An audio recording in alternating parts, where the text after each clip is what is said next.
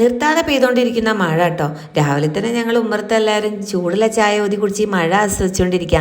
അതിൻ്റെ കൂടുതൽ ഫോണിൻ്റെ വാട്സപ്പ് വന്നപ്പോൾ എല്ലാവരും സ്റ്റാറ്റസ് ഇത് ഇങ്ങനെ പറന്ന് പെയ്തുകൊണ്ടിരിക്കണം മഴ. അത് കണ്ടപ്പോൾ ഞാനും ഒരു സ്റ്റാറ്റസ് ഇടാൻ വേണ്ടി ഒരു വീഡിയോ എടുത്ത് വെച്ചിട്ടോ.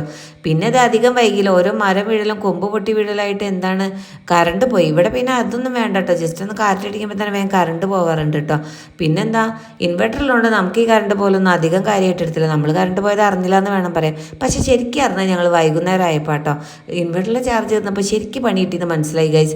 കാരണം ഒരു എമർജൻസി ഉള്ള പോലും, കാരണം നമുക്ക് കറണ്ട് പോകുമ്പോൾ അതിൻ്റെ ആവശ്യം വരാത്തതുകൊണ്ട് അതുപോലെ ഏതോ ഒരു തട്ടുംപുറത്താണ്. അച്ഛൻ പിന്നെ എപ്പോഴും ടോർച്ച് കയ്യിൽ പിടിക്കുന്നുണ്ട്, അതിലെപ്പോഴും ചാർജ് ഉണ്ട് കേട്ടോ. രാത്രിയായപ്പോൾ എന്ത് ചെയ്യുന്നുള്ളൊരു പരിഭ്രമമായിട്ട് സത്യം പറഞ്ഞാൽ മെഴുകുതിരി പോലും ഇല്ലായിരുന്നു കേട്ടോ. പക്ഷേ എന്താ പറയുക, അമ്മ ഒരു ചിരാതിൽ എണ്ണ ഒഴിച്ച് തിരിയിട്ട് കത്തിച്ച നമ്മൾ പണ്ട് ചിമ്മിണികൾക്ക് റാന്തലൊക്കെ കത്തിച്ച കാലമൊക്കെ ഓർത്ത് പോയിട്ടോ. ഇപ്പം അതൊന്നും ഇല്ലയെന്ന് വേണം പറയാൻ. അച്ഛൻ്റെ ചായമുറിയിൽ ബുക്കൊക്കെ വായിച്ചുകൊണ്ടിരിക്കുക. അമ്മ പിന്നെ ദോശമാവൊക്കെ റെഡിയാക്കി വെച്ചിട്ടുണ്ട്. പുറത്ത് നല്ല മഴ പെയ്തുകൊണ്ടിരിക്കും, നല്ല തണുപ്പുണ്ട് കേട്ടോ. അപ്പോൾ ഇത് ചാരു ദോശ ചൂടുകയാണ് കേട്ടോ.